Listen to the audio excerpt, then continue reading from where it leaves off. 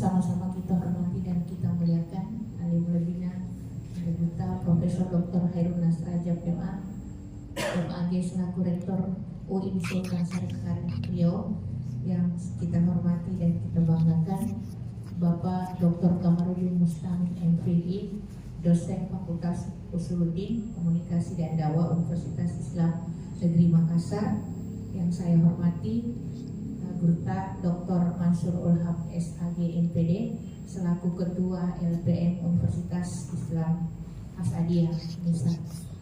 Pada mahasiswa S2 yang sangat saya banggakan. Baik, bersama-sama kita panjatkan puji dan syukur kehadirat Allah Subhanahu wa Ta'ala. Walaupun di tengah-tengah kesibukan kita masih sempat kembali di tempat ini, walaupun sempat ditunda beberapa waktu. Jadi kami mohon maaf. Sama-sama pula kita kirimkan salawat dan taslim atas junjungan dan besar Muhammad Sallallahu Alaihi Wasallam, Nabi yang senantiasa akan kita jadikan panutan dalam menjalani kehidupan di dunia ini. Baik para hadirin mahasiswa hebat ini, saya secara pribadi mengucapkan selamat datang kepada Gurta Profesor Dr. Khairunnas di kampus Universitas Islam Asadiah Sekan. Satu kesyukuran yang senantiasa kita panjatkan kehadiran beliau jauh-jauh dari Riau, ya, dari Riau datang ke sini, ya tak lain tak bukan hanya untuk membagi dengan kita, ya. Jadi ini salah satu berkah dari Asadiah, karena Gurta Menteri Agama selaku pimpinan Pondok Pesantren Asadiah, sehingga kita dibanjiri orang-orang hebat. Nah, alangkah tidak baiknya kalau mereka datang di kita tidak bisa menimpa ilmu yang mereka dapatkan. Mudah-mudahan kita juga bisa seperti kampusnya beliau di Riau. Dan mudah-mudahan juga nanti Prof ada sharing, Rektor bisa ke sana, karena kita sudah dikunjungi, ini harus ada kunjungan balik ini. Dan terkhusus ini sebenarnya yang di sampingnya Prof itu bukan orang asing bagi kita. Dia orang alumni Asadiah. 7 tahun ya? 9 tahun di sini. Jadi dia bukan orang baru. Ya, sama-sama dulu pengurus organisasi Kemabone, berjuang dulu. Dia angkatan pertama Macana. Makanya tadi dia harus ke Macana lihat. Ternyata dia sudah tidak tanya lagi apa ini Macana atau bukan. Ya baik, karena waktu kita sangat terbatas, saya persilakan dulu kepada beliau Dr. Kamarudin Mustamim untuk memberikan pengantar, kemudian kepada Gurta Profesor Dr. Khairunnas.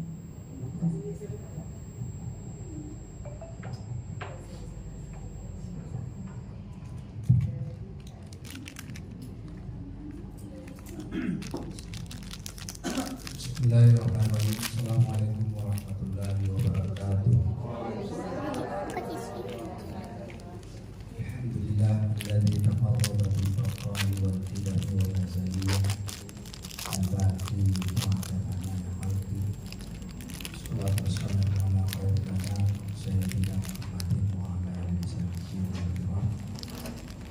Yang sama-sama kita muliakan, yang kita hormati Bapak Rektor UIN Sultan Syarif Riau, Bapak Profesor Dr. Khairunnas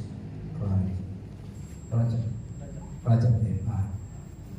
Jadi Pak Rektor ini saya mengenal 2 tahun yang lalu ketika ada perkemahan seluruh Indonesia ditempatkan di Gorontalo. Saya begitu Pak Rektor, kalau ada tamu saya meluangkan waktu untuk bersilaturahim.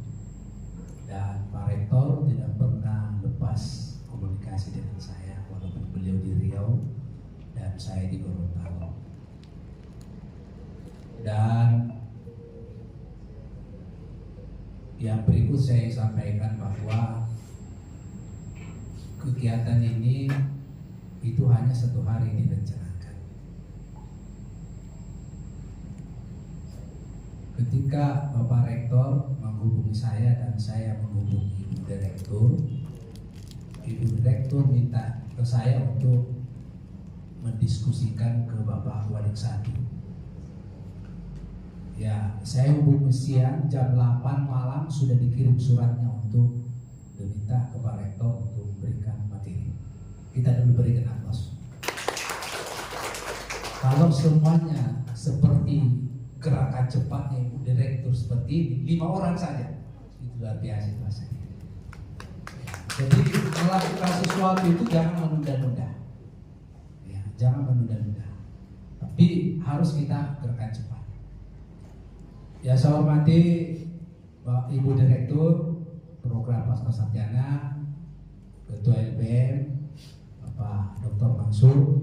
Beliau ini senior, paling senior di KEPMA, dan KEPMA itu banyak memberikan warna kepada kita bagaimana berorganisasi. Dan dulu banyak kursus bahasa Arab, kursus bahasa Inggris, ada lagu, ya, ceramah, ada karate, tapak suci, banyak kegiatan. Jadi semua orang sibuk dengan organisasi. Dan saya rasakan manfaatnya. Dan saya tidak pernah bermimpi juga menjadi wakil dekan 3. Pak Rektor ini wakil dekan 3 pernah, dekan pernah, rektor pernah. Saya bisa ikuti jejaknya Pak Rektor. Bapak Rektor walaupun bukan orang Ahmadiyah, tetapi dia bersahabat orang Ahmadiyah. Ya. Jadi perlu saya sampaikan, kedatangan Pak Rektor ini itu murni. Biasanya Pak Rektor datang itu dibayar, tiketnya, hotel, ya. Pak Rektor bilang kepada saya tidak perlu dibayar karena memang saya ingin melihat asetnya seperti apa. Kalau kita belajar filsafat, kira-kira siapa yang menggerakkan hati Bapak Rektor? Ya, gitu. Allah. Ya, tentu jawabannya Allah. Karena mungkin bersinergi, ya, cocok, ya, hati saya dengan Bapak Rektor satu visi. Ada beberapa hal yang perlu saya garis bawahi ketika kita berbicara tentang spiritual Islam. Al-Ghazali memulai tasawufnya itu berbeda dengan pandangan misalnya ulama sufi lain. Tesis saya Bapak Rektor tentang Sanusi. Kalau Al-Ghazali itu untuk memulai tasawufnya itu adalah dia memulai dengan taubat. Ada sabar, ada syukur, ada qanaah, ada warah. Tetapi sementara Sanusi ini ternyata dia memulai tasawufnya 4 tingkatan. Yang pertama dia memulai mendekatkan diri kepada Allah itu adalah pendekatan iman dulu, harus mantap. Setelah iman mantap itu lahirlah ma'rifatullah. Tadi Pak Menteri sambutannya di Mencani luar biasa, sangat tasawuf sekali. Ya. Ma'rifatullah itu perlu kita dalami. Saya nggak tahu kalau di Pasca Sarjana belajar tasawuf ya. Belajar ya. Ya, karena 3 dimensi, bahkan seluruh itu 3 dimensi keilmuan tidak bisa kita pisahkan. Pertama, filsafat, alatnya adalah nalar. Tasawuf itu ada alatnya adalah zauq, rasa. Mungkin kalau Bapak Ibu sholat berbeda kalau saya misalnya sholat, karena tergantung dari spiritual seseorang. Nah, Sanusi setelah iman bagus, kemudian ma'rifatullah, ada disebut dengan mahabbatullah. Qul in kuntum tuhibbunallah fattabi'uni yuhibbukum. Ya, ini doa juga ini. Jadi kalau ada suami tidak mau mendengar, istri tidak mau mendengar, bacakan ayat ini. Ya, bagaimana caranya? Baca kemudian campak-campak. Qul in kuntum tuhibbunallah fattabi'uni. Ya, itu doa. Dan yang terakhir saya kira saya tidak terlalu panjang. Setelah mahabbatullah ada disebut namanya al-lazzatur ruhaniyah, puncak spiritual. Saya pikir Pak Rektor mungkin inilah yang dirasakan Pak Menteri. Dia sudah sampai kepada puncak yang keempat, namanya al-lazzatur ruhaniyah, itu puncak spiritual. Dan itu butuh riadah, butuh latihan dan seterusnya. Saya kira saya tidak terlalu panjang lebar karena kita mau dengar apa Pak Rektor. memberikan motivasi semangat kepada kita semuanya. Dan perlu saya sampaikan Bapak Rektor, itu jumlah mahasiswanya 25.000. Pak Rektor ya, coba bayangkan mengurus orang 25.000 itu gimana? Mudah-mudahan kedatangan Bapak Rektor memberikan spirit kepada kita semuanya. Insya Allah mahasiswa kita juga bertambah. Amin ya rabbal alamin. Saya kira demikian. Terima kasih. Sebelum saya akhiri, saya ingin berpantun dulu. Ikan hiu makan soto babat. Kalian piung mahasiswa pasca sarjana yang hebat. Satu lagi. Pohon durian berbuah penodong. Sekian dulu dong. Assalamualaikum warahmatullahi wabarakatuh.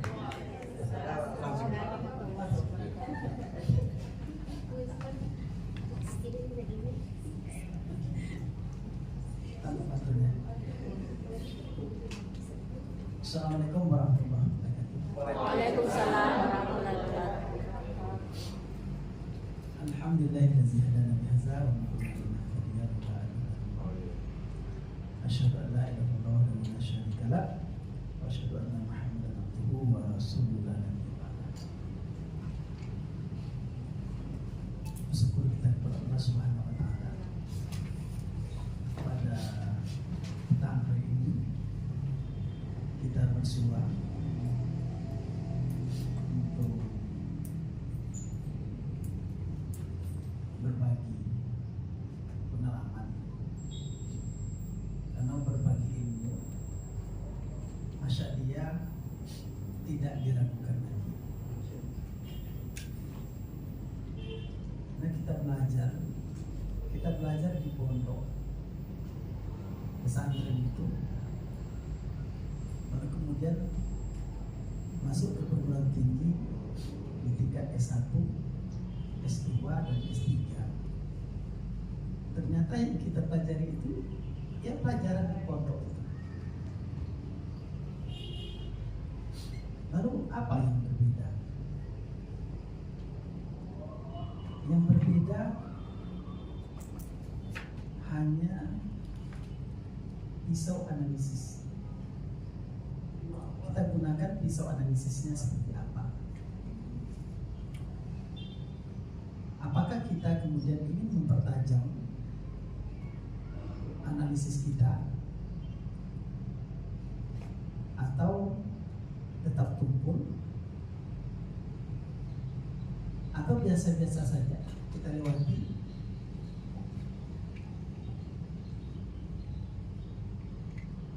dengan menggunakan istilah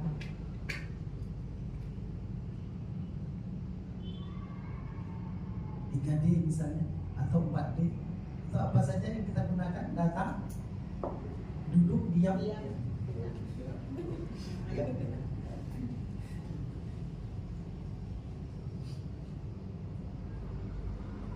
Jadi sesungguhnya pengetahuan itu tidak didapat begitu saja tanpa diasah. Nah, pengalaman itu lebih berharga ketika kita mampu mereview apa yang kita lakukan setiap waktu,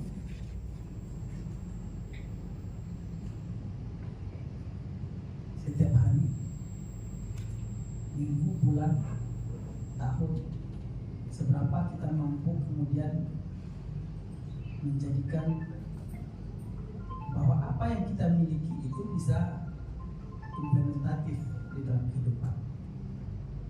Lebih dari itu adalah bahwa bahasa yang sederhana mendahulukan adab daripada ilmu pengetahuan. Mendahulukan adab daripada ilmu pengetahuan itu ternyata tidak mudah. Banyak orang yang memiliki pengetahuan, daya kritik nalar terasah, filosofi berpikir tajam, Tetapi kemudian kita melihat ilmunya, dia suka mengkritik yang tidak sesuai dengannya, pasti dipitnah, pasti dihujat.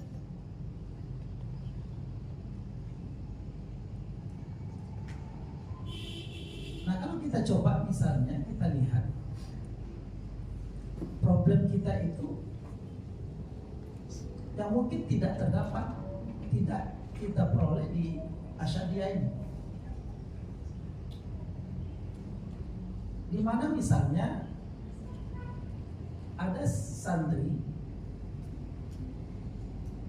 atau santriwati atau mahasiswa, mahasiswi yang tidak menghargai gurunya. Karena saya pastikan jika ada, Asyadiyah tidak akan berkembang seperti hari ini.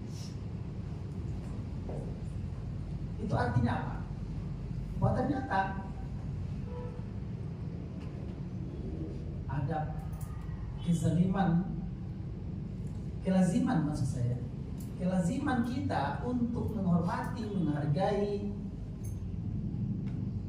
menyantuni, mensopani lebih penting daripada ilmu pengetahuan yang kita miliki.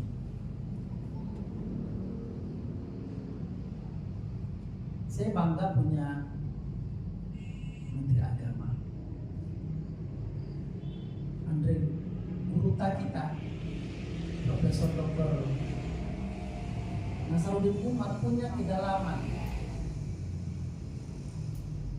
Kedalaman itu kedalaman jiwa, di mana sikap mental, suri tauladan, cara pandang, cara berpikir yang dimiliki beliau ternyata memberikan satu pandangan yang tegas bahwa kita ini harus bermanfaat bagi orang lain. Tidak mudah menjadi bermanfaat, karena kita pasti didorong oleh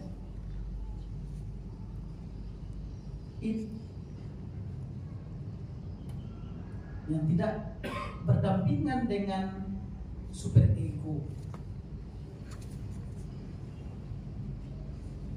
Kalau bahasa yang digunakan oleh Sigmund Freud, ego dan super ego apabila tidak seimbang, maka kita tidak menjadi apa-apa. Maka saya melihat Asyadiyah ini sebagai pondok pesantren yang paling tidak saya mengatakan bahwa pondok pesantren ini sangat tua.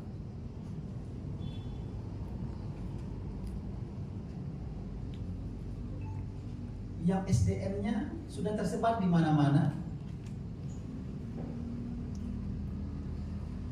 tidak terhitung jumlahnya, karena tadi berjejer santri dan santriwati jumlahnya ribuan orang,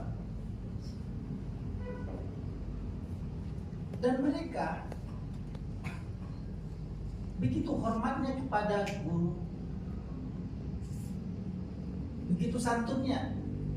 Inilah yang menjadi karakteristik pondok pesantren. Inilah yang membuat cita rasa di abad modern yang tidak dimiliki oleh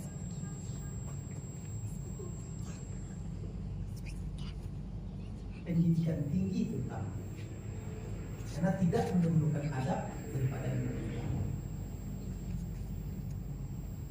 Konkretnya, orang yang tidak mendahulukan adab daripada ilmu pengetahuan ini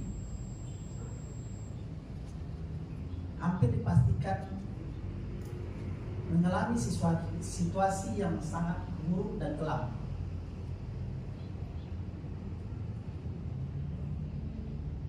Bahasa yang lebih sederhana itu kita lihat fenomenalnya. Ada mahasiswa yang kritik dosennya, nyebut keburukan dosennya.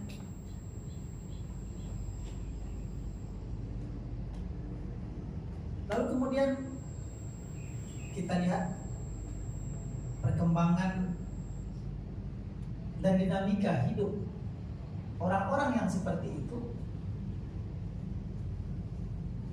bau sinisnya kehidupan lengket pada diri mereka itu.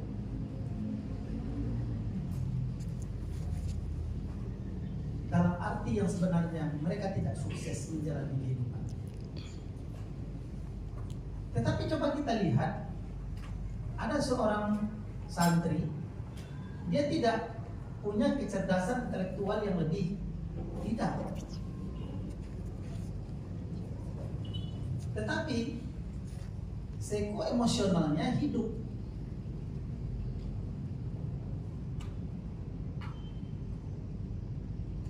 Kebatinannya tajam.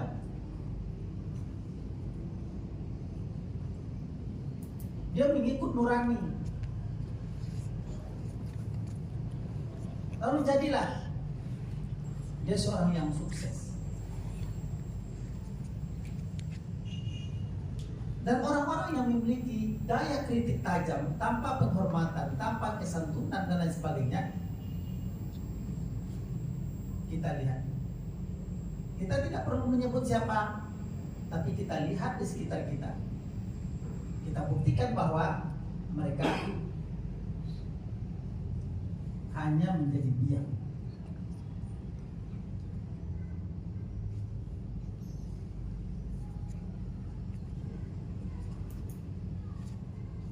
Orang berpikir, ini orang mau ditempatkan di mana? Kalau ditempatkan nanti jadi apa? Mengapa? Karena selalu menyalahkan orang lain. Sikap mental seperti ini yang kita katakan belum lagi mampu mendahulukan adab daripada yang pertama. Itu pendahuluannya. Kalau itu pendahuluannya, berarti nanti akan selesai menjelang maghrib.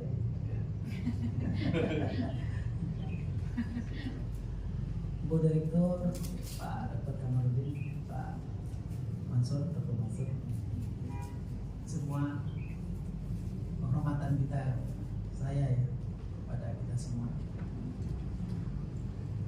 bahwa universitas ini tinggal menunggu untuk bisa berkolaborasi. SDM-nya sudah handal. Bahkan jumlah mahasiswa tidak perlu banyak, karena ada rasio antara mahasiswa dengan dosen. Tidak seimbang. Jika kita hubungkan dengan akreditasi, maka akan mencederai, dia akan turun, grafiknya akan turun. Sekali lagi itu juga tidak terlalu penting, tetapi itu standar yang sesungguhnya kita sudah miliki. Yang tidak kita miliki itu adalah sistem. Nah, sistem inilah yang perlu dibentuk.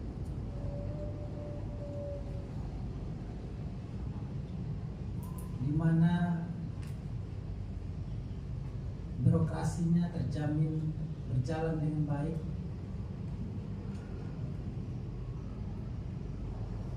transparan, akuntabel, SDM-nya memiliki kualifikasi. Karena kan kita tahu, dosen misalnya ataupun mahasiswa, kita sama-sama punya kewajiban terdharma perguruan tinggi. Coba jika kita bayangkan,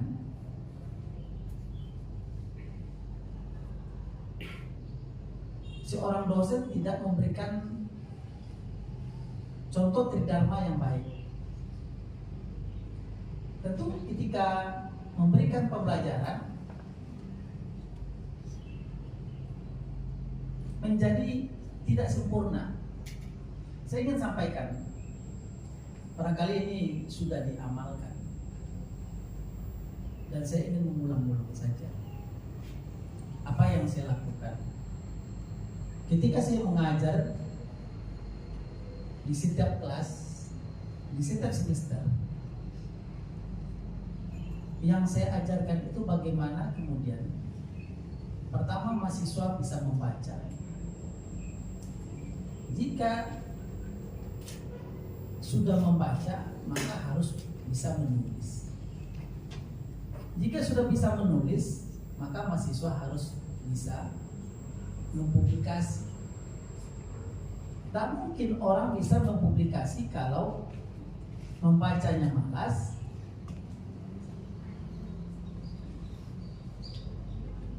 apa yang bisa kita tuliskan, apa yang bisa kita sampaikan. Banyak orang yang kita ketemu ceramah itu bisa tidak berhenti, minta saja 2 jam 3 jam saya selesai mau aja deh, tapi coba suruh menulis tak bisa. Jadi membaca perlu keahlian, menulis apalagi, publikasi punya strategi. Jadi apa yang saya lakukan kepada setiap mahasiswa? Mahasiswa punya kewajiban untuk publikasi ilmiah.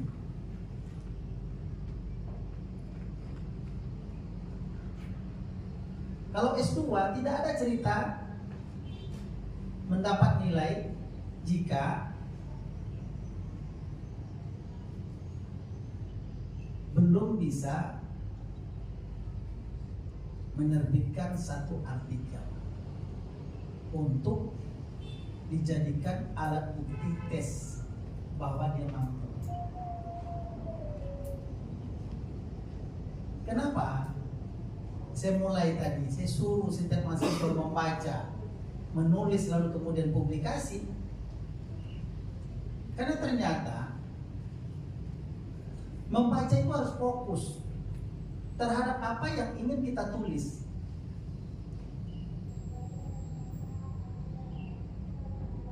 Jadi membacanya fokus, menulisnya juga fokus pada disiplin ilmu atau apa yang kita miliki dari kecenderungan itu.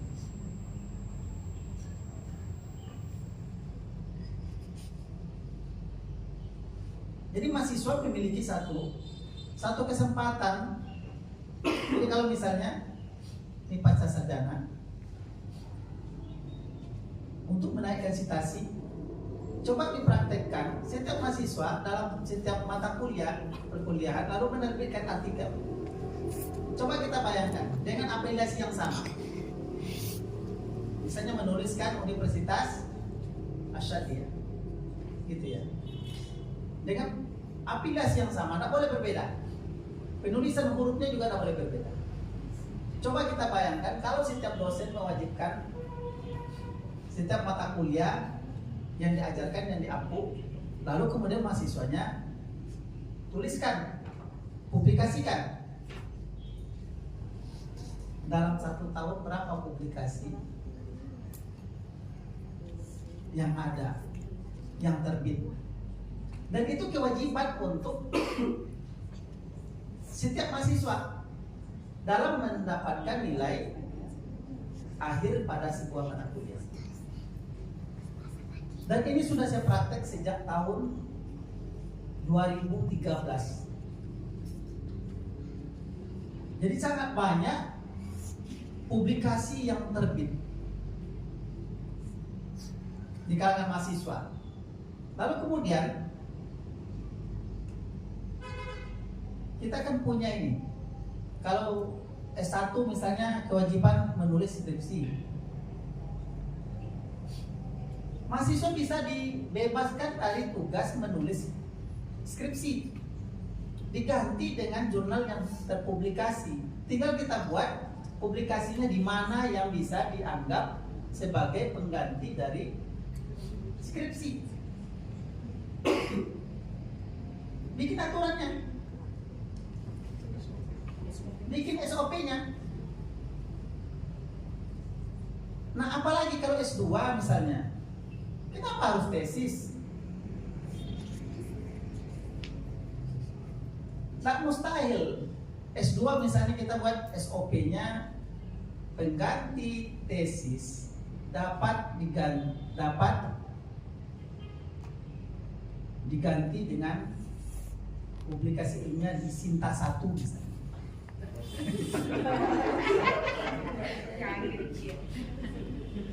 Iya kan? Kalau nggak bisa Sinta 1, Scopus saja. Nggak bisa juga Scopus, kita ambil WOS, gitu ya. Bisa. Nggak perlu terkejut. Bisa, semua kita bisa dengan ketekunan. Saya dulu ketika masuk di kelas, semua mahasiswa berpikirnya seperti itu. Mereka takut kalau kuliah dengan saya. Tapi sekarang mereka cari saya. Bahkan kalau sudah saya tidak masuk karena kesibukan sebagai rektor, itu mereka yang carikan jadwal ini bisa kita kuliah Pak, jadwal ini bisa. Pokoknya Bapak lapang, sampaikan aja beberapa menit sebelum ini kita siap. Sampai begitu. Kenapa? Karena mereka sudah saya ajar bagaimana menjadi penulis. Jadi kalau kita bicara terkait dengan kebolehan, bukankah yang menunjukkan kita hebat itu, yang terukur itu dengan menulis? Bukankah rezeki yang berkah datangnya itu juga dengan menulis? Saya pernah begini,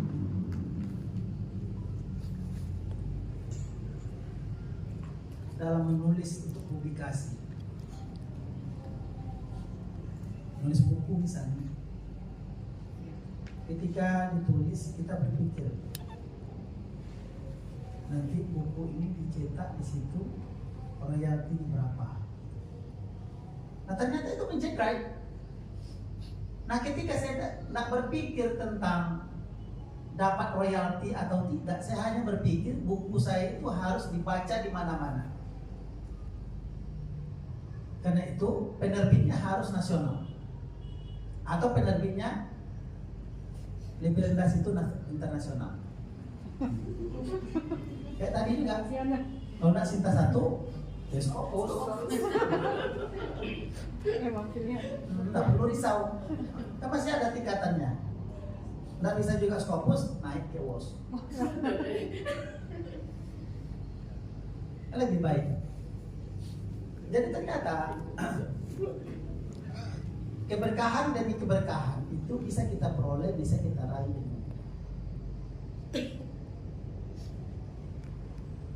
Coba kita memiliki handphone masing-masing. Sekarang teknologi Android yang luar biasa.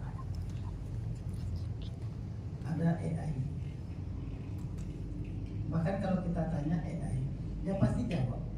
Tidak ada satupun yang tidak dijawab dia. Tapi kalau kita bertanya, kita tidak punya modal, AI jadi penipu dulu. Pernah coba? Sering. Tertipu tidak? Tertipu karena kita tidak punya modal. Nah kalau tanya ke AI, kita harus punya modal terhadap apa yang kita tanyakan. Mudah aja bahwa kita tertipu. Coba tanya rektor misalnya, siapa rektor UIN Suskaryau? Dia tulis, kan macam saya tahu bahwa saya rektor gitu ya. Saya tanya itu, nanti dijawab iya. Si A. Kan jelas membodohi kita. Makanya kita perlu modal. kita tanya tentang filsafat. Kita buka Ibnu Sina misalnya, buka, lalu disebutlah Ibnu Sina lahir tahun sekian. Kita tidak punya modal ini, kita tidak tahu Ibnu Sina itu lahir pada tahun sekian. Ternyata apa yang disampaikan itu bohong belaka. Makanya kita perlu modal. Kecuali yang kita tanya itu narasi-narasi yang jawaban-jawaban yang normatif, tapi tidak akademis. Kalau akademis harus punya modal lain. Nah, kita apakan itu? Nggak perlu AI. Yang perlu apa? Bagaimana kita searching ilmu yang di tangan kita ada Android. Kita ambil misalnya. Ketika searching kita nak mau apa? Kita ambil saja kata kunci. Lalu kita tuliskan jurnal misalnya yang terkait dengan itu. Ada PDF, ada yang gratis, ada yang berbayar. Tergantunglah ini. Tapi paling tidak itu akan membantu kita bahwa ilmu pengetahuan itu di genggaman kita. Bagaimana dengan ini? Bagaimana dengan siswa, santri, murid? Bagaimana dengan kemudian mahasiswa yang kita ajar? Kalau kita tidak punya bekal pengetahuan, sama seperti AI tadi, mereka lebih duluan membaca, sementara kita tidak punya modal. Nah, di sini perlu seni dalam mengajar. Jadi dosen tak boleh pintar, tapi yang paling penting adalah pintar dosennya. Jadi kalau saya ngajar, biasanya banyak ilmu mahasiswa yang saya dapat.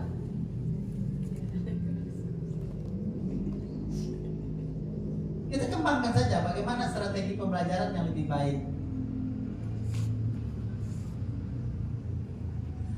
Kita tidak sempat baca misalnya, mereka baca. Tapi kalau kita buka ruang, kita saja yang bicara banyak. Kalau kemudian kita buka ruang untuk bertanya, dan kita tidak punya modal untuk bicara banyak itu, hanya ngomong asbun gitu ya. Nah itu tidak lama kita ini, tidak ada yang omong kosong, omdo aja itu betul. Omong doang. Pasti jadi tidak benar.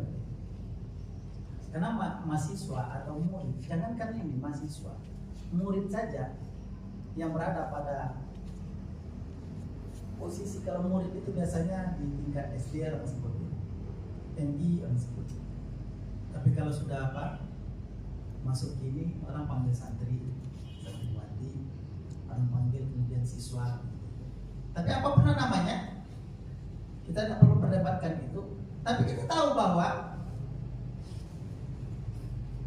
apakah murid, siswa, santri, mereka lebih duluan mendapatkan informasi berbanding kita sendiri. Kenapa? Karena teknologi, informasi, transformasi, pengetahuan begitu cepat bergerak. Kalau dulu boleh saja orang yang berada di posisi desa marginal tidak mendapatkan pengetahuan. Makanya kalau tempo dulu ketika Asyadiyah ini baru berdiri, yang berhasil itu adalah orang-orang yang jauh dari pondok pesantren ini. Yang dekat tidak berhasil. Sama juga ketika daya juang, kalau misalnya si A untuk bisa sampai ke sekolah, ke madrasah, harus melewati, harus berjalan kaki, harus merenangi, gitu kan? Harus menaiki. Maka Ketika dia berjalan terlalu panjang, berat medannya, maka ketika dia sampai pada satu titik di mana dia harus belajar, dia tekun. Orang inilah yang sukses. Nah, kenapa dia sukses? Ini yang kita sebut dengan 3 aspek yang selalu saya sampaikan. Kalau intelektual, rata-rata orang sekolah pasti memiliki intelektual yang cukup memadai.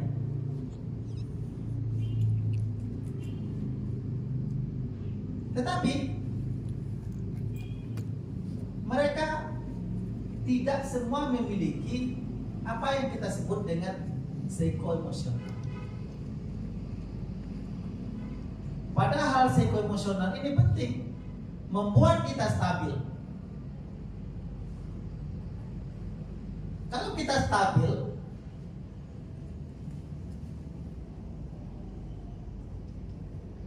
kita mampu mengelola, melakukan self management, self control, self adjustment, maka kita akan lebih baik. Tapi itu sulit.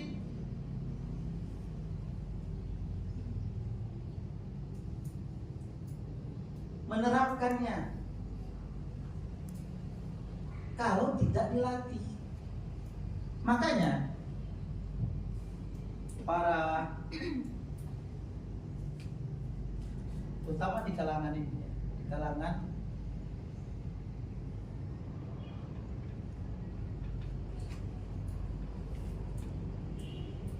sufi, kita ketemu tadi ada disampaikan Pak Dr. Kamarudin,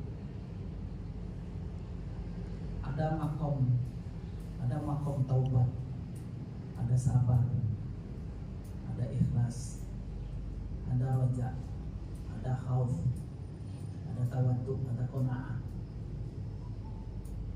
Tahapan-tahapan itu merupakan riyadhah, exercises bagaimana kemudian kita bisa selesai dengan diri sendiri kalau kita masih banyak kesalahan, banyak dosa, sikut sini, sikut sana, hujat sini, hujat situ, fitnah sini, fitnah situ. Tak akan selesai-selesai.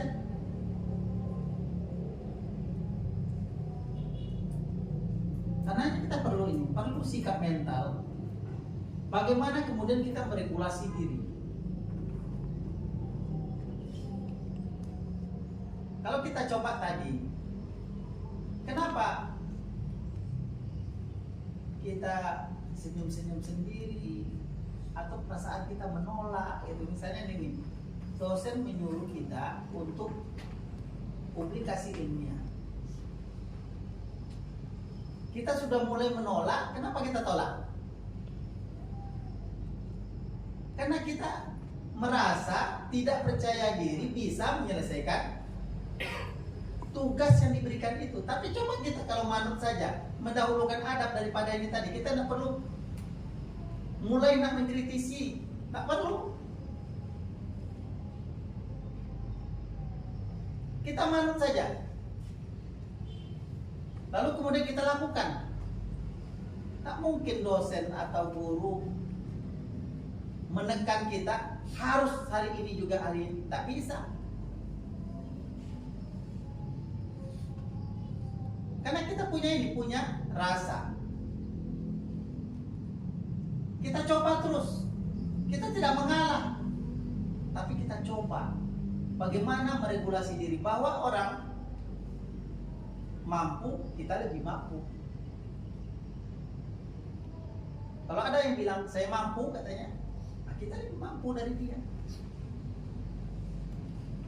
Bisa kira-kira. Orang bilang mampu, kita lebih mampu. Tapi jangan kepedean.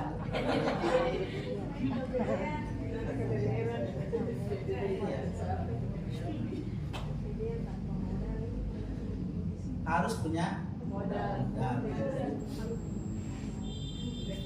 Jadi saya selalu sampaikan di mana-mana, forum-forum ilmiah,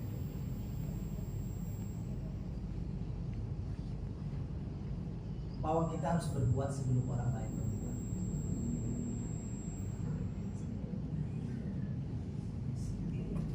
Nah, untuk menjangkau seperti ini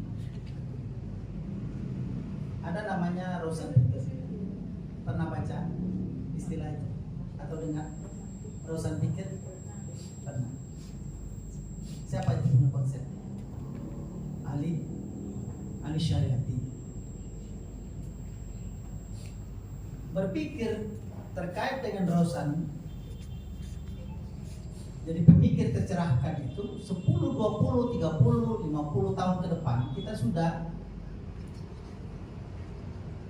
punya rancang bangun.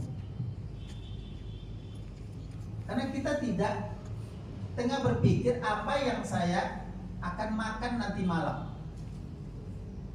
Pagi esok apalagi saya makan. Karena orang kalau berpikir hanya untuk makan, esok makan apa, kemudian makan apa, kemudian makan apa, kita belum memiliki kestabilan sesungguhnya. Dan kita tidak ada bedanya dengan kalau kasarnya hewan.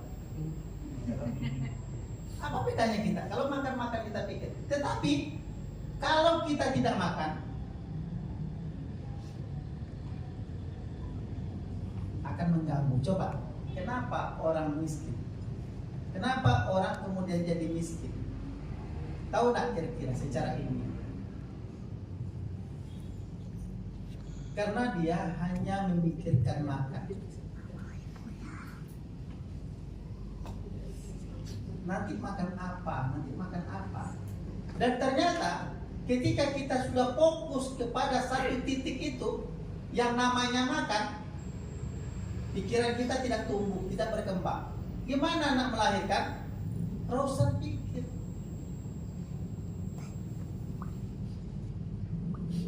Nah, untuk mengelak dari semua ini, ada orang ngambil jalan pintas, misalnya agar saya bisa bebas sama.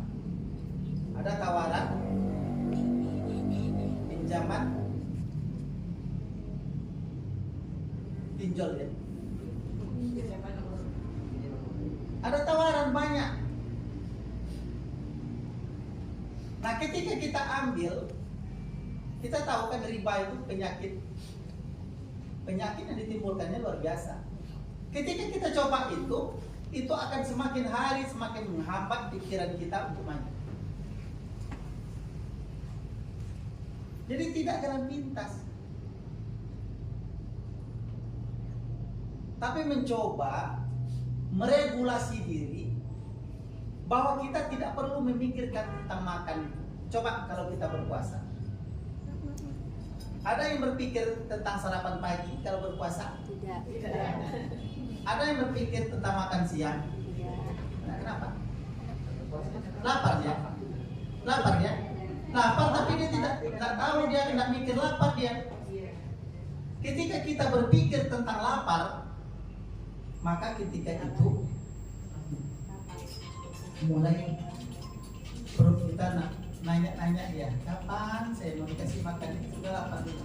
Coba kita bayangkan kalau kita tidak berpuasa, maka kebiasaan misalnya makan jam 12 siang. Kalau sarapan jam 8 maksimal sudah sarapan. Nanti malam boleh jam 8 malam atau siap maghrib makan, kan gitu ya. Boleh. Tetapi kalau kita berpuasa kita tidak berpikir tentang makan. Jadi saya ingin ini sampaikan. Viktor Frankl itu seorang logoterapis. Bagaimana mencapai the will to meaning, the meaningful life, kebermanaan hidup.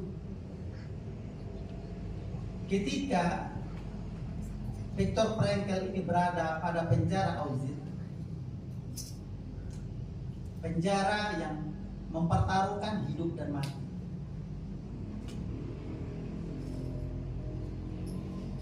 Artinya yang kuat akan bertahan hidup, yang lemah akan mati. Sementara jatah makan di dalam penjara itu 2 kali. Yang kuat, dia tidak cukup sepotong roti.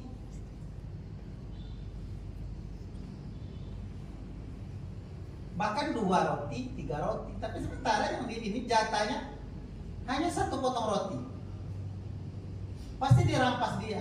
Nah, Viktor Frankl ini, dia untuk bertahan hidup dia kasih, ambillah 1, tapi 1 ini jangan diambil. Jadi 1 kali dia makan dalam 1 ini. Katakanlah makan misalnya jam 12 dia makan, berarti malam nanti untuk jatah yang kuat tadi, kalau nanti dibunuh dia. Jadi malam Viktor Frankl tidak berpikir untuk makan. Pagi sarapan juga tidak berpikir tentang makan, tidak ada apa-apa dia, bisa hidup dia. Dia pikir makan hanya pada siang. Nah, kalau kita misalnya coba bandingkan dengan Islam, kita berpuasa. Siapa sih yang berpikir makan siang hari? Tidak ada. Kenapa kita lebih nyaman, lebih enjoy? Karena tidak memikirkan makan. Nah, orang miskin, orang yang tidak mampu, kenapa terus miskin? Karena berpikirnya nanti makan lagi. Ini apa yang mau dimakan? Iya. Jadi kalau dia tidak berpikir tentang makan tadi, pikirannya jadi tercerahkan. Dia memandang, dia akan berpikir rasional. Dia hanya bisa melakukan hal-hal yang terbaik. Makanya perlu self regulation. Perlu meregulasi diri. Orang yang mampu meregulasi diri itu adalah orang-orang yang kemudian telah mendapat 2 poin. Pertama tadi, kecerdasan intelektual dia sudah punya. Yang kedua, dia punya psikoemosional. Nah, apa yang terakhir? Psikospiritual. Dia berpuasa. Nah, ngapain besok ada makan? Ya saya daripada puasanya. Bukan ketika kita dekat dengan Allah, dekat dengan Tuhan, doa lebih mudah terkabul. Karena iyyaka na'budu wa iyyaka nasta'in, bukan begitu?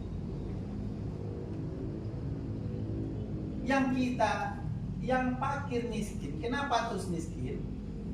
Apa logikanya? Na'budu wa iyyaka. Iya. Nasta'in wa na'budu. Minta tolong dulu, baru nak beribadah. Terbalik.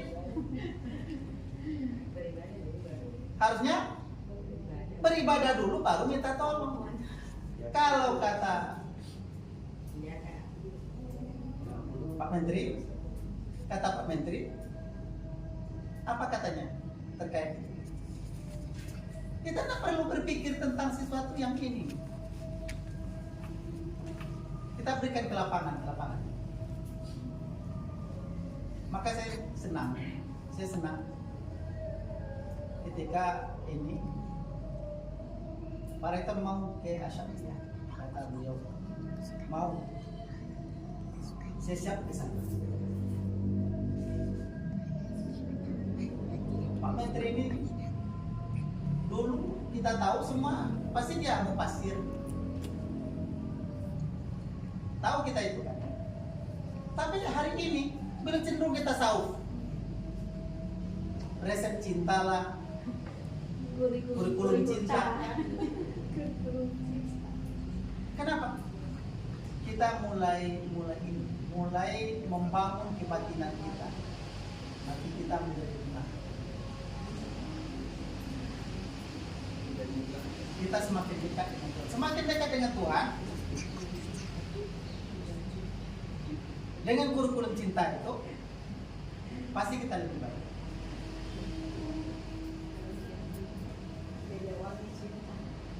Diawali dengan cinta. Jadi itu. Nanti ada apa dengan cinta, Ustadz? Mungkin ada yang menulis, membaca kemarin tulisan Pak Rektor di pesawat menulis tentang kurikulum cinta. Ada yang baca? Ada apa aja Kak? Jadi apa ya? Ini terkait menulis. Dulu waktu saya dekat, sibuknya juga lebih kurang dengan rektor. Tetapi saya harus bisa memanage waktu. Maka yang saya lakukan adalah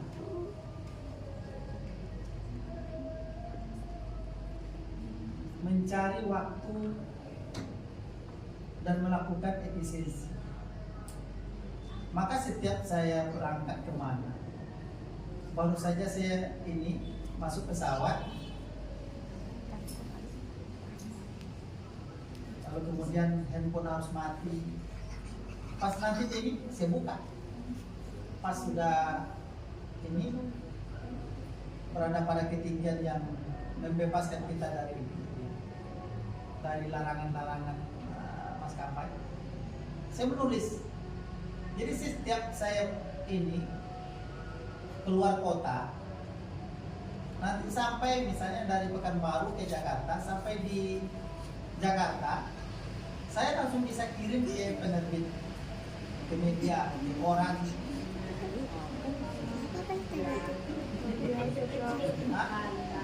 Jadi Pak Rektor ini dari CPNS 8 tahun saya sudah profesor.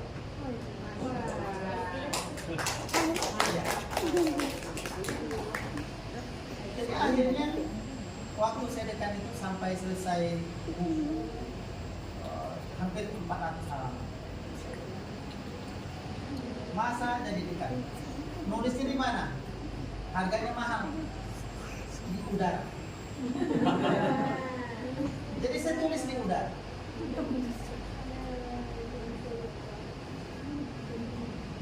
Jadi kalau misalnya Pak Dr. Kamarudin bilang saya 8 tahun bisa profesor, itu karena memang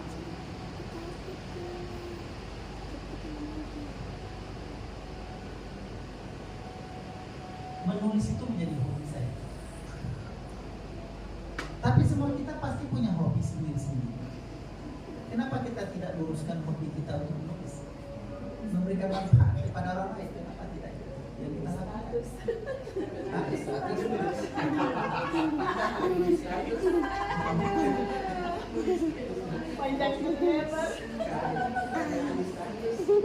Iya, kalau kan bisa ini fokus kan was tadi. Artinya kita masih banyak yang bisa kita lakukan. Dan semuanya bisa jadi mudah. Tidak sulit sebetulnya. Kemarin kami cerita sambil jalan. Kita mau menulis apa misalnya. Katakanlah topiknya Lusina seperti yang ini. Jadi mudah ya Lusina.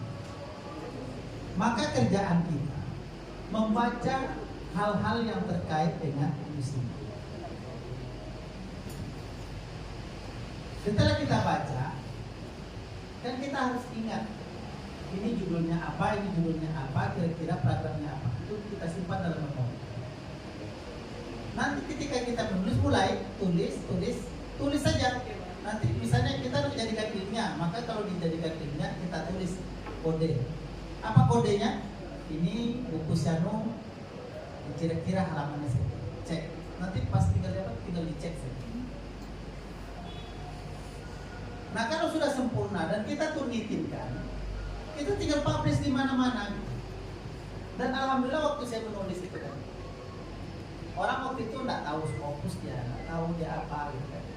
Kalau saya biasa aja, saya nah Scopus apa, yang penting saya tulis saja. Mau terbit di mana nanti terserah lah. Yang penting saya tulis.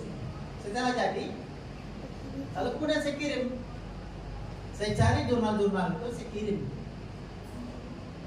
Dan rata-rata hampir dipastikan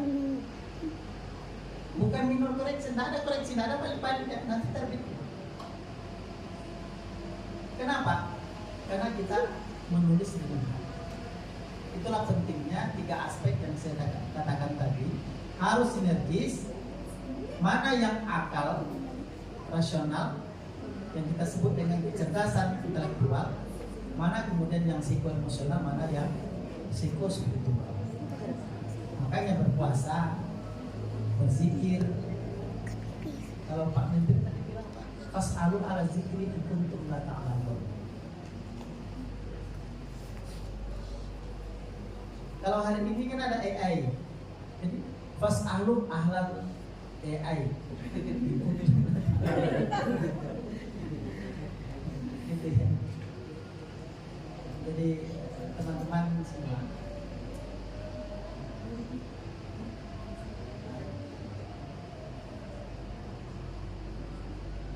kita sampai setelah maghrib atau sebelum maghrib. Ya Bapak Ibu semua, ada yang ingin bertanya agak ini, tapi jangan berat, kalau berat saya pulang. Ya saya pikir itu ya. Kalau nak bertanya pakai ini pun boleh. Handphone saya terbuka. Ya silakan kita. Terima kasih banyak atas kesempatan dan ini kepada tadi penjelasan Bro itu tentang apa namanya yang memikirkan dasar seperti itu, memikirkan ke depan bagaimana. Terus ini saya tangkap tadi seperti itu, apa hubungannya dengan yang kita pernah dengar bahwa cita-cita setinggi langit. Seperti itu. Dengan dia jangan dipikirkan ke depannya atau apa yang tadi. Ya kita berpikir itu bukan untuk 1, 2 hari, 3 hari, tapi berpikir untuk 10, 20, 30 tahun ke depan, bahkan 100 tahun ke depan. Itu yang kita pikirkan, apa yang akan kita lakukan. Kita tidak berpikir tentang hal-hal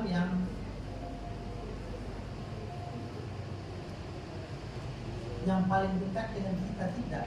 Kalau yang dekat itu kan semua mudah. Kalau masalah makan itu memang jatuh tempo ya kan. Jatuh tempo makan kita makan.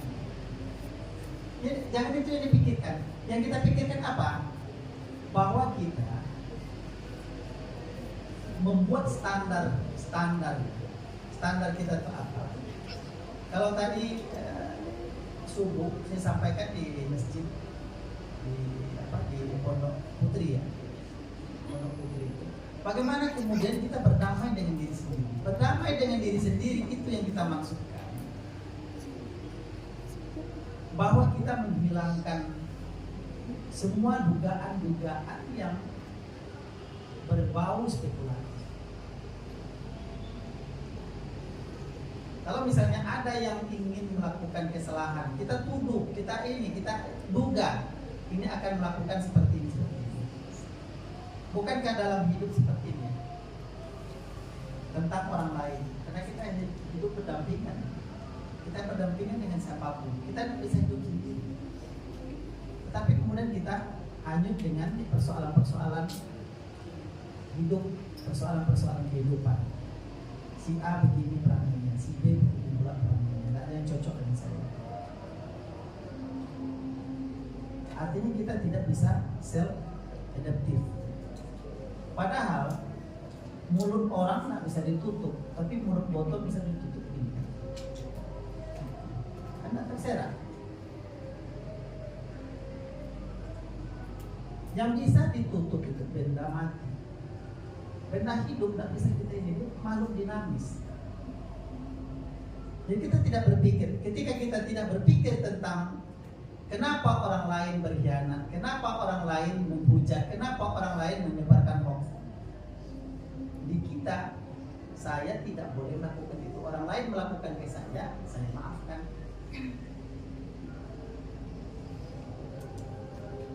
Orang lain mengkhianati saya maafkan. Berat. Kenapa kita katakan berat? Sama dengan menulis tadi, mindset kita berat.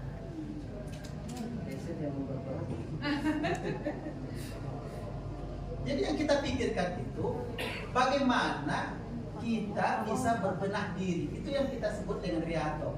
Maka kita tidak berpikir tentang hari ini. Nah coba kalau kita cerita misalnya nih, kan terkait dengan wisata mental ya. Kenapa? Kita coba uji, kita dendam misalnya. Saya disakiti oleh Pak Kamal.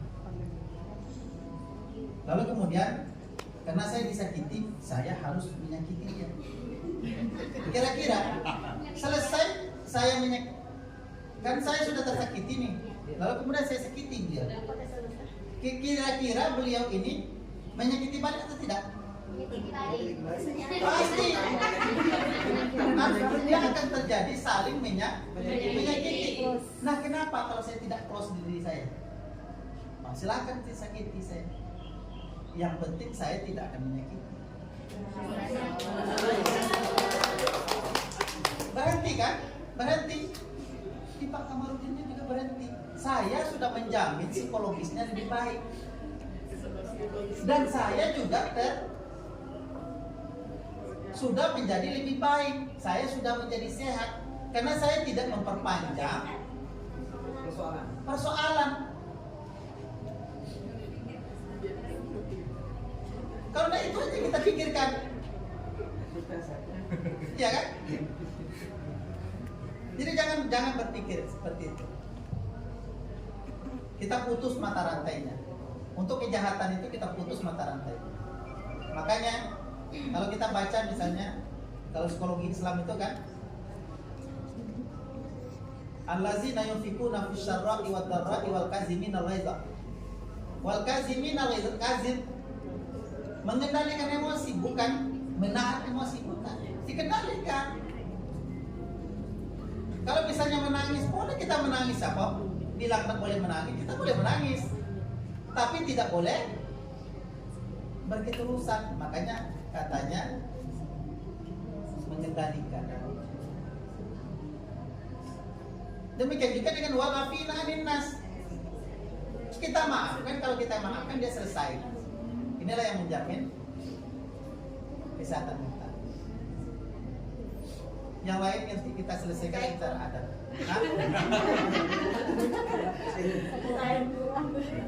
Ya, silakan. Bismillahirrahmanirrahim. Assalamualaikum warahmatullahi wabarakatuh. Izin Bung, perkenalkan kebetulan saya seorang guru SD. Nah, ketika membahas tema yang ada psikospiritual Islam menuju kesehatan mental, mungkin kita hubungkan dengan apa yang kita hadapi keseharian, dalam artian implementasinya kepada siswa kita. Mungkin ada trik atau strategi yang bisa kita praktekkan ke siswa-siswa kita, karena terus terang mungkin kejiwaan dari tiap siswa yang kita hadapi itu berbeda-beda. Jadi mungkin ada sedikit strategi, tips yang bisa kita praktekkan langsung pun di sekolah kita masing-masing. Terima kasih. Kalau kita punya anak, ini contoh saja. Kalau kita punya anak, lalu dia pandai bawa motor. Lalu ketika dia bawa motor, jalan terus gitu kan, pikiran kita mulai risau. Ini nanti kecelakaan anaknya. Nah ternyata secara psikologis ketika kita berpikir terus tentang keselamatan anak ini, itu sudah mulai mengganggu kita. Nah apa yang kemudian yang kita sampaikan ke anak? Hati-hati, atau jangan lagi pakai motor, ambil kuncinya. Gitu kan? Nah ketika anak-anak siswa berada di kelas, ada yang misalnya ribut. Anak-anak itu kalau ribut dia, lalu kemudian kita larang, jangan ribut, dia akan tambah ribut. Percaya nggak? Tambah ribut dia. Maka mengganggu mengadik teman. Yang ribut silakan teruskan ributnya, tapi di luar, jangan di sini. Di sini ada lagi yang belajar, kan? Dia boleh terus ribut. Jadi saya di Jerman. Jadi ada anak di imigrasi itu ketika kita ucap paspor, ada anak yang kerjanya menggeser garis apa itu yang pakai pembatas apa itu, kerja dia buka, digeser, buka, digeser, buka, digeser. Tak kemana-mana perginya nih dari sini. Sehingga orang nak ini susah. Petugasnya banyak di situ. Tapi diperhatikan aja sama petugas. Nggak ada dia marah-marah. Dia biarkan aja anak. Setelah anak itu pergi, barulah disusun balik. Kita apa tuh? Berdamai dengan diri sendiri.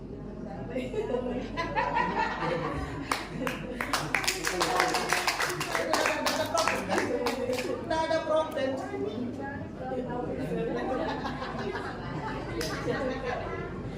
Jadi cara pandang psikologi itu seperti itu. Makanya saya katakan self adaptive itu penting. Jadi tidak perlu ini. Kalau hari ini kan anak-anak kalau tidak punya ini, tidak pandai menggunakan ini handphone, dia akan main game, main apa gitu. Kalau diambil gamenya, dia ngamuk, pasti ngamuk dia. Kenapa diambil mainannya? Nah diatur. Misalnya dengan tidak memberikan uang untuk beli paket. Misalnya. Kalau dia minta kita ajar, paketnya untuk membeli pan. Gitu. Jadi setiap ini ya, kalau ada anak minta, jangan sekali-kali dikabulkan. Ketika dia minta lalu dikabulkan, jangan. Dia tidak mandiri. Kalau bisa ketika dia minta diulur-ulur waktunya, tidak mudah dapatkannya. Tapi dengan cara-cara yang iya karena psikologi. Dan Rasulullah mengajarkan seperti itu kan. Coba seorang buta kerjanya menghujat Rasulullah aja terus. Dihujat aja terus. Apa itu Rasulullah mengajarkan ajaran sesat, diajarkan dia apa semua. Dia tidak tahu Rasulullah suapin. Semakin dihujat semakin disuapin. Ada lagi makan. Setiap datang dilempari, setiap apa dilempari dengan kotoran onta lah, dengan apalah semua ini terus gitu kan. Ketika Rasulullah lewat, tidak ada lagi yang melempari, tidak ada lagi yang meludahi. Dicari sama Rasulullah.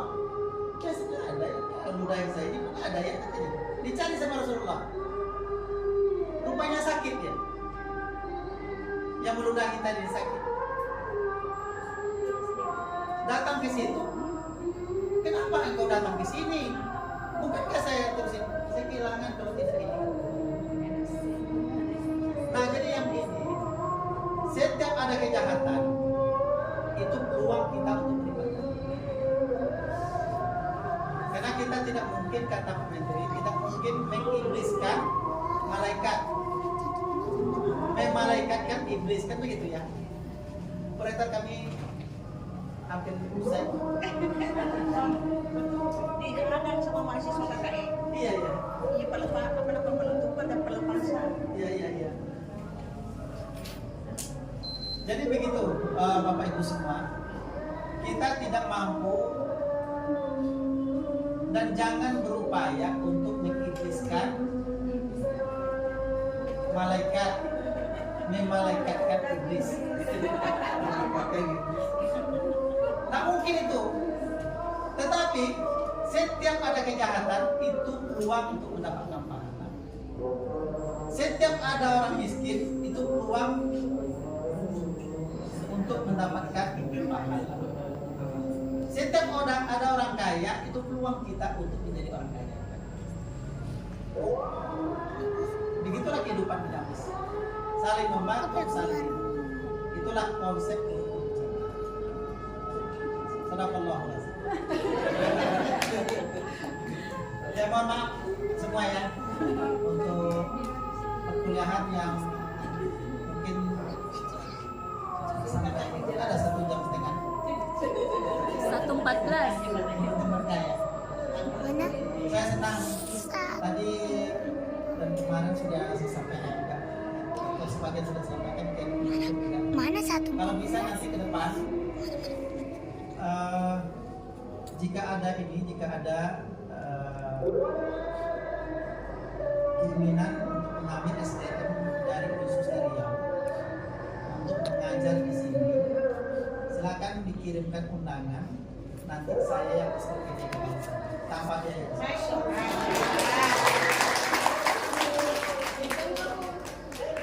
Ya, tinggal ini misalnya kita perlu hadis misalnya, saya kirim orang hadis. Untuk kuliah ini, jadi ini juga bagian dari apa? Bagian dari upaya kita untuk peningkatan mutu, kerjasama yang terintegrasi dengan baik, berkolaborasi. Ini pasti menjanjikan. Penelitian juga begitu. Banyak hal yang di sini perlu digali oleh orang Riau. Karena kalau orang Riau bicara terkait dengan Sulawesi, itu lebih dihormati orang. Sampai ketika orang Bugis pergi ke Riau, itu dihormati orang. Sampai kita merantau itu begitu. Jadi makanya saya dari dulu tuh senang merantau. Karena kalau merantau dihargai orang. Kalau kita di kampung itu kan dia ada. Nah, si Anu tuh saya semuanya nanti ini sama dia. Karena orang tahu dari kecil, kita kan tahu dia. Ketika kita merantau, orang kan tahu, orang tahunya sukses. Makanya kalau di kita di Riau itu yang laku untuk dijadikan menantu itu perantau. Orang situ mau orang ngambil. Makanya kalau orang Riau menikah dengan yang lain, itu kan itu tidak laku di kampung, dia pindah dia ke tempat itu. Karena dihargai orang. Itulah ini ya. Demikian mungkin. Mudah-mudahan nanti kolaborasi kita bisa berlangsung dan silaturahmi tetap terbangun, dan saya siap untuk melakukan hal-hal baik seperti itu dengan cara yang kita tahu keadaan ini semua. Kalau kita sebut ini nanti ini susah, tapi dari sini ke sana itu juga ada peluang. Misalnya ke sana gitu kan, dengan catatan punya expert, punya keahlian yang lebih baik. Di sana tidak ada, di sini ada. Lalu kita bisa minta dari sini ke sana. Oh, ke sananya ada ini gitu, ke sananya tidak ada ini, tidak ada apa, tidak ada transportasi, tidak ada duit untuk ini gitu. Nah, kita bisa dengan undangan bisa kita jadi. Negara begitu menyusun anggaran. Jadi ada kebolehan. Jadi soal bisa kita bantu. Dengan catatan tentu ada koridor-koridor yang misalnya harus dipenuhi. Misalnya ketika ke sini nanti kita berikan SPPD, dia tidak perlu dikasih gaji apa, dapat honor gitu. Nanti kita kasih di sana SPPD. Begitu mungkin cara kita berkolaborasi dan saling. Mudah-mudahan berkah untuk kita semua, dan saya mohon maaf atas segala kekurangan. Mudah-mudahan kita berjumpa lagi di lain waktu dan di lain tempat. Wassalamualaikum warahmatullahi wabarakatuh. Baik, terima kasih atas kuliah tamu yang telah diberikan oleh Bunda Profesor Dr. Hairunas. Ini adalah kejatuhan bulan kayaknya dari Prof ini datang ke sini. Baik, jadi intinya untuk menciptakan kesehatan mental paripurna, kalau saya tadi hanya memikirkan begini saja, tidak ada negatif thinking. Ya. Semua yang terjadi pada kita, apakah itu adalah hal yang baik atau yang buruk terjadi dalam kehidupan kita, ambil hikmahnya. Jangan bebani pemikiran kita sesuatu hal yang bisa menghambat dengan kita. Bekerjalah dengan ikhlas, insya Allah Tuhan yang akan membalasnya. Begitu barangkali saya simpulkan saja dalam panjang. Kita sangat bersyukur ini hari wejangan-wejangan menuju kesehatan mental bersama. Baik, karena waktu kita sangat terbatas dan untuk menghargai waktu, masih ada sedikit waktu untuk saya persilakan kepada Alim Malebina Andre Gurta selaku Rektor baru Universitas Islam Asada Sengkang, sekaligus perkenalan karena mungkin di antara mahasiswa pasca sarjana belum mengenal beliau.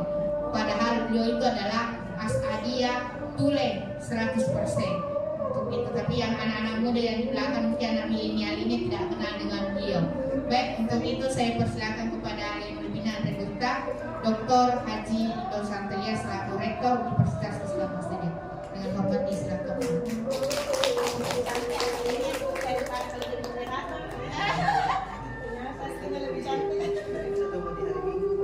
Bismillahirrahmanirrahim. Assalamualaikum warahmatullahi wabarakatuh.